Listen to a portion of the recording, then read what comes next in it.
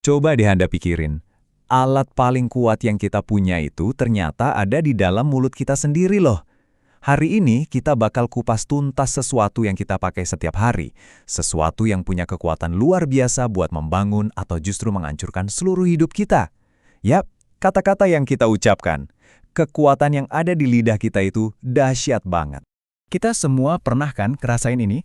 Momen-momen di mana emosi lagi meledak-ledak, terus sebuah kalimat nyeletuk gitu aja, dan akhirnya nyeselnya itu lama banget. Momen di mana ucapan yang nggak terkendali itu ninggalin luka, baik buat orang lain maupun buat diri kita sendiri. Nah, yang super menarik dari kutipan ini adalah metafora apinya. Ini bukan cuma sekedar puisi ya, ini diagnosis yang serius, yang bikin kita merinding. Sumber materi kita menggambarkannya seperti api kecil yang bisa membakar seluruh hutan. Sebuah kekuatan liar yang kalau nggak dikendalikan bisa menghanguskan seluruh jalur hidup kita dan cuma meninggalkan jejak kehancuran.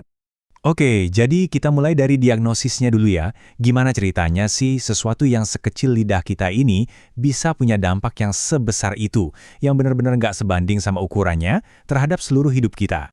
Kitab Yakobus ngasih kita beberapa analogi yang kuat banget. Coba bayangin deh, kekang di mulut kuda. Benda logam kecil itu bisa ngendalin hewan yang jauh lebih besar dan kuat, bisa ngarahin dia kemana aja si penunggang mau. Atau kemudi kapal. Ukurannya kan kecil banget dibanding kapalnya, tapi justru itu yang nentuin arah kapal di tengah badai sekalipun. Nah, sama persis kayak gitu, lidah kita ini yang mengarahkan kemana seluruh hidup kita akan berjalan. Entah itu ke kesuksesan atau kegagalan, kedamaian atau kekacauan. Dan slide ini nunjukin potensi kehancurannya dengan jelas banget. Cuma beberapa kata ceroboh, gosip yang nyakitin, kebohongan kecil atau ledakan amarah sesaat, itu bisa jadi percikan yang nyalain api besar. Api yang bisa melahap reputasi, menghancurkan hubungan, bahkan membakar habis kesaksian hidup kita.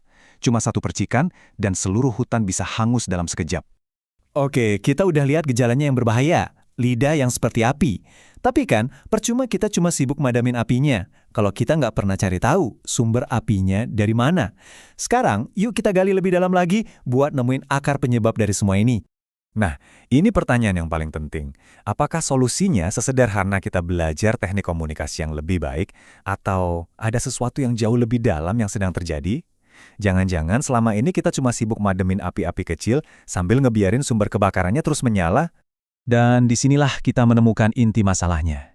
Yesus sendiri dengan kebijaksanaannya yang luar biasa, ngasih jawaban yang sangat jelas. Kata-kata kita itu bukan sesuatu yang muncul tiba-tiba. Kata-kata kita itu cuma luapan dari apa yang ada di dalam hati kita. Apapun yang memenuhi hati kita, ya itu jugalah yang pada akhirnya akan tumpah keluar lewat mulut kita.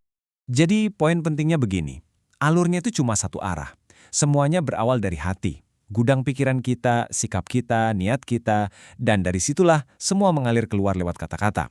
Makanya, kalau kita cuma coba benerin cara ngomong tanpa beresin kondisi hati, itu sama aja kayak ngecat tembok yang udah jamuran. Kelihatannya bagus sebentar, tapi masalahnya nggak akan pernah selesai. Sumber kita menyebut konsep ini sebagai perbendaharaan hati. Coba bayangin hati Anda sebagai sebuah gudang. Coba deh, kita sama-sama lihat ke dalam sejenak. Apa yang Anda simpan di sana? Apakah isinya penuh dengan kebaikan, pengampunan, dan kasih? Atau jangan-jangan Anda kepahitan, kesombongan, dan kemarahan yang ngumpet di pojokan? Karena pada akhirnya, kita cuma bisa ngeluarin apa yang udah kita simpan di dalam. Setelah kita paham diagnosis dan akar masalahnya, sekarang waktunya kita beralih ke solusinya. Secara visual dan tema, kita akan bergeser dari kekacauan api yang liar ke gambaran lautan yang tenang dan hati yang berlabuh dengan kokoh. Lihat deh, bedanya jauh banget kan? Lidah yang liar, yang dikendalikan ego dan emosi, itu pasti menciptakan kekacauan dan penyesalan. Dia membakar jembatan dan menghancurkan kepercayaan. Sebaliknya, perkataan yang keluar dari hati yang berlabuh dalam damai, itu justru membangun hubungan. Dia bisa menenangkan badai dan memulihkan jiwa yang terluka. Ini adalah pergeseran total dari kehancuran menuju pembangunan. Dan inilah intinya, jelas banget, pembaruan hati adalah satu-satunya solusi fundamental buat masalah bicara kita. Kita nggak bisa cuma moles bagian luarnya aja. Perubahan yang beneran nyata dan bertahan lama itu harus dimulai dari dalam. Jadi, gimana caranya secara praktis? Ini mungkin kedengarannya rumit ya, tapi solusinya sebenarnya lebih sederhana dari yang kita bayangkan. Yuk, kita beralih dari solusi teologis ke sebuah disiplin yang konkret dan bisa langsung kita praktekkan mulai hari ini. Ini yang disebut sumber sebagai jeda sakral. Sederhana tapi kuat banget. Pertama, sadari saat emosi Anda mulai naik. Kenali tanda-tandanya. Kedua, dengan sadar ciptakan jeda, sebuah ruang antara pemicu dan respons Anda. Ketiga, di dalam jeda itu, tanyakan ke diri sendiri pertanyaan simpel ini. Kata-kata yang mau aku ucapin ini bakal membangun atau ngeruntuhin. Dan yang terakhir, baru deh tanggapi dengan niat, bukan cuma sekedar reaksi. Itulah kekuatan dari jeda sakral. Sumber kita menyoroti beberapa istilah Yunani spesifik yang bikin tujuan ucapan kita jadi makin jelas.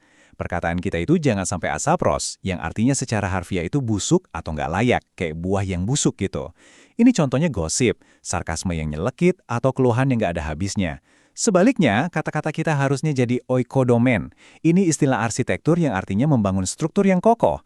Ini adalah kata-kata semangat, ujian yang tulus, dan nasihat yang bijaksana. Tujuannya adalah untuk memberi kasih karunia dan kekuatan bagi mereka yang mendengar.